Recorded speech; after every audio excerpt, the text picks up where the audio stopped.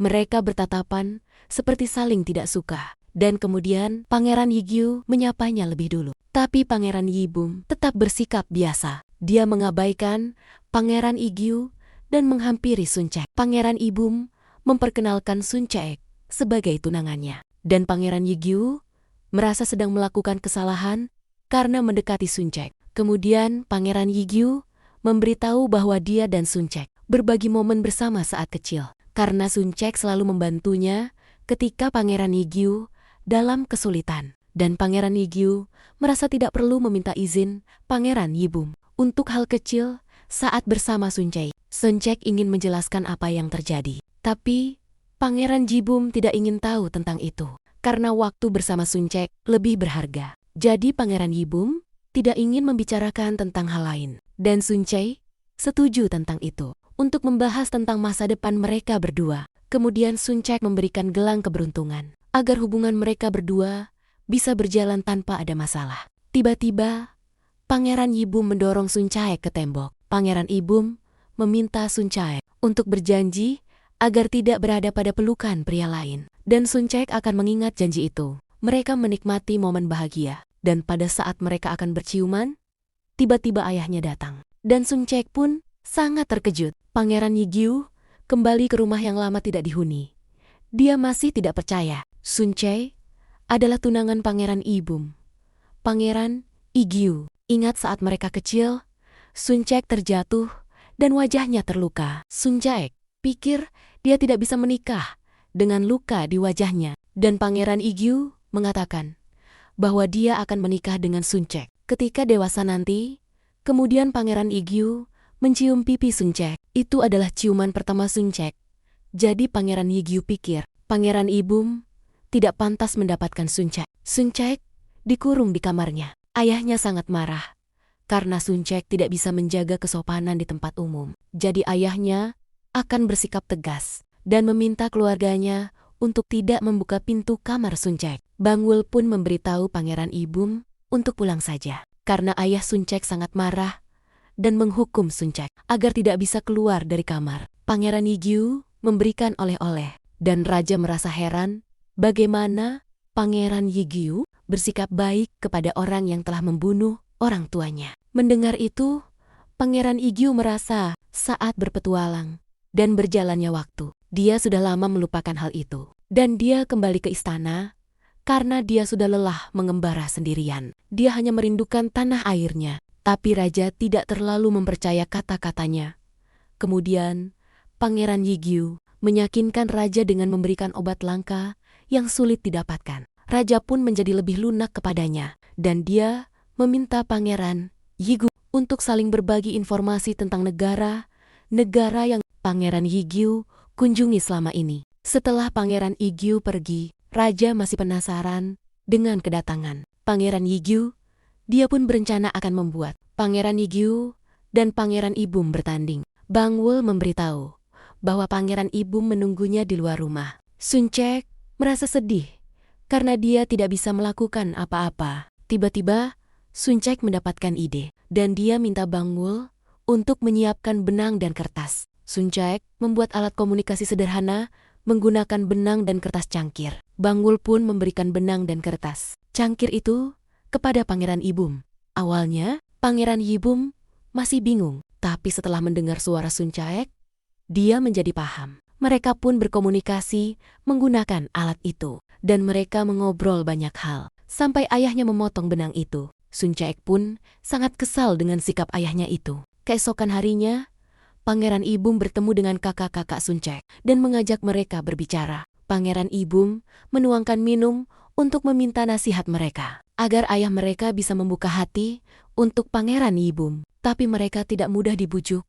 Tapi Pangeran Yibum ingat bahwa Sun Caek memintanya untuk bisa membujuk para pendukungnya. Sun Caek memberitahu ke Pangeran Yibum bahwa kakak-kakaknya tidak bisa menolak hadiah. Mereka pun sangat senang dengan hadiah itu. Dan mereka memberitahu tentang apa yang ayahnya sukai. Tapi kakak tertua Sun Caek tidak mudah terbujuk. Kemudian, Pangeran Yibum memakaikan jaket pemberiannya dan memanggilnya kakak.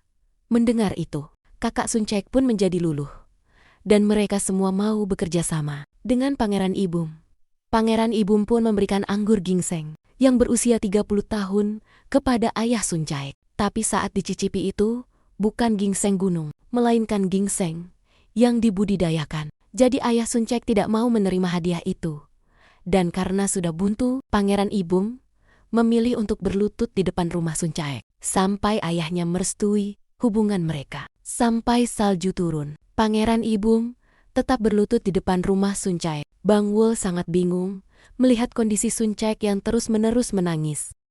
Dia pun memutuskan mengajak Sun Caek keluar dari kamarnya. Walaupun nanti dia akan mendapat hukuman dari ayah Sun Caek. Kemudian ayah Sun Caek menyuruh Pangeran Ibum untuk masuk ke dalam rumahnya. Ayahnya sekarang mengerti betapa Pangeran Ibum sangat gigih. Setiap ayah selalu menginginkan putrinya bisa menikah dan bahagia. Tapi tangan Pangeran Ibum penuh dengan darah karena dia menjadi anjing raja selama ini.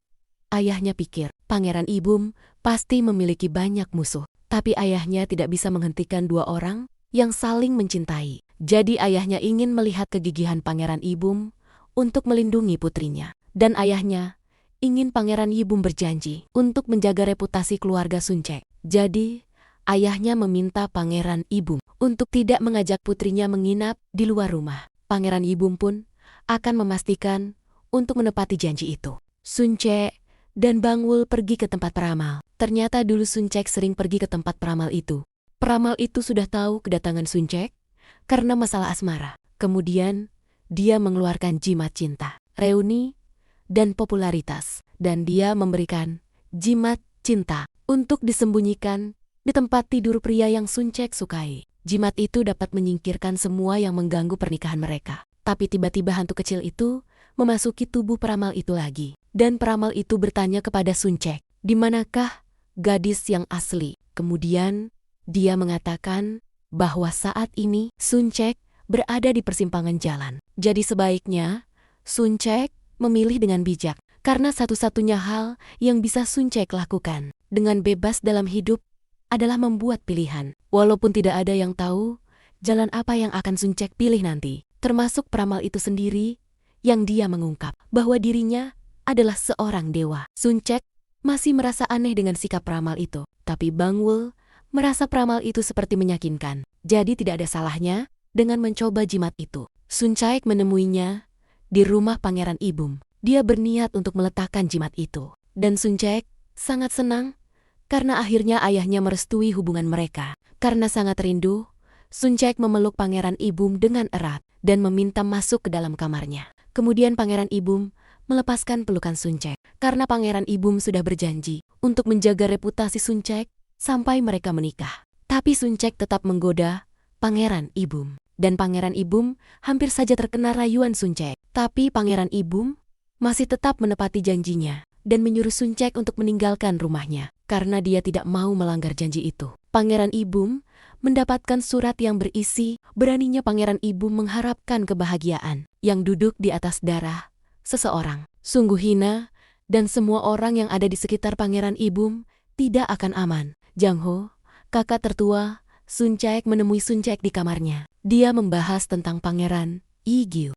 Ternyata Pangeran Igyu menghilang karena diasingkan. Karena raja tidak ingin melihat keluarganya. Oleh karena itu, Igyu menghilang dan menjauh dari Ibum. Karena dia merasa Ibum memihak raja. Sun Caek pun baru tahu bahwa mereka memiliki sejarah seperti itu. Ibum dan Igyu mendapatkan undangan dari raja untuk melakukan pertandingan bola yang bernama Gyoku. Mereka pun berkumpul di suatu lapangan dan raja menyaksikan pertandingan itu. Mereka melakukan pertandingan yang sengit dan Ibum sementara mengungguli Igyu sampai skor 3-0. Tim Igyu melakukan kecurangan dengan memegang dan memukul Ibum. Walaupun Segiom berteriak bahwa mereka melakukan pelanggaran, tapi wasit tidak menghentikan pertandingan. Pada saat itu, Igyu dapat menjalankan bola dan dengan mudah dia mendapatkan skor. Dan karena itu, Igyu bersikap sombong. Melihat itu, raja merasa anjing liar telah menggigit anjing pemburu. Para pria yang sebelumnya meminta Sun Caek untuk membuatkan koktail mengejek Igyu karena terlihat terluka karena orang-orang memukulinya. Mereka pikir sepertinya itu dilakukan oleh orang-orang yang disewa oleh Pangeran Igyu dan Pangeran Yigyu merasa senang melihat mereka kesakitan dan penuh luka. Pada saat peramal itu berpapasan dengan Pangeran Yigyu, dia merasakan ada energi pembunuhan yang mencekam yang akan terjadi. Pelayan Pangeran Ibum sudah membagi 2 cincin milik ibu dari Pangeran Ibum. Pelayannya tahu bahwa cincin itu akan diberikan untuk Sun Cek. Sementara itu, Sugyo menemui Unae. Dia meminta maaf karena pada waktu itu dia menghilang tanpa kabar.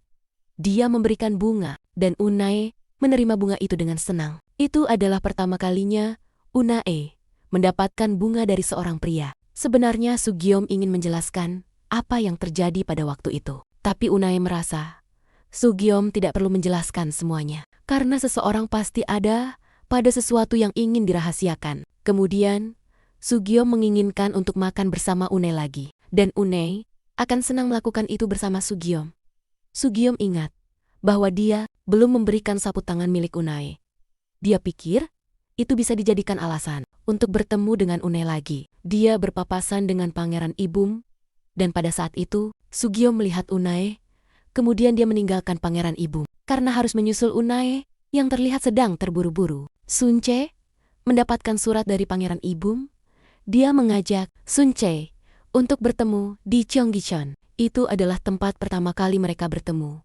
Dan Sun Ce pun langsung pergi ke tempat itu. Sedangkan Sugyo mengikuti Unae dan melihat Unae yang memasuki suatu tempat. Dia melihat Unae yang berbicara dengan seseorang. Sun Ce pun akhirnya sampai ke tempat pertama kali dia dan Pangeran Ibum bertemu. Saat sedang menunggu Pangeran Ibum, tiba-tiba ada seseorang yang datang dan menutup mulut Sun Ce. Sun Ce dibawa pergi, dan pada saat itu gelangnya terjatuh. Dia dibawa pergi menggunakan tandu, dan saat berpapasan, Pangeran Ibum tidak sadar bahwa yang di dalam tandu itu adalah Sun Ce. Pelayan Sun Ce memberitahu bahwa Sun Ce pergi setelah menerima surat dari Pangeran Ibum. Tapi Pangeran Ibum merasa tidak memberikan surat itu. Dan Bang Wul juga tidak melihat Sun Ce dimanapun. Pangeran Yigyu mengumpulkan orang-orangnya. Dan pada saat itu, dia batuk dan mengeluarkan darah.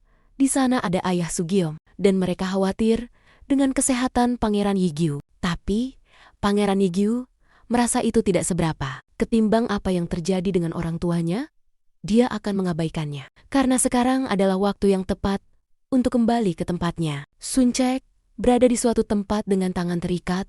Seorang pria datang dan mengatakan bahwa tempat ini adalah kuburan Sun Ce. Sugyo tidak jadi mengembalikan sapu tangan milik Unae karena sebelumnya dia melihat Unae bersama seorang pria, dan pria itu adalah pria yang menyekap Sun Ce. Unae mengatakan untuk merawatnya malam ini, dan Sugyo belum tahu siapa yang Unae maksud. Sun Ce berteriak meminta tolong. Tapi pria itu merasa tidak akan ada orang yang akan mendengar teriakan Sun Ce. Pria itu mengatakan bahwa orang yang menyewanya menyuruhnya agar membunuh Sun Ce dengan menyakitkan pada saat itu. Cerita di webtoon menyebutkan bahwa kematian tokoh utama bisa memungkinkan orang lain untuk hidup. Pangeran Yibum dan Sun Ce berada di persimpangan antara hidup dan mati. Dan pada saat itu, Sun Ce di dunia nyata sedang membaca webtoon itu di ponselnya. Pada saat itu dia melihat gelang yang unik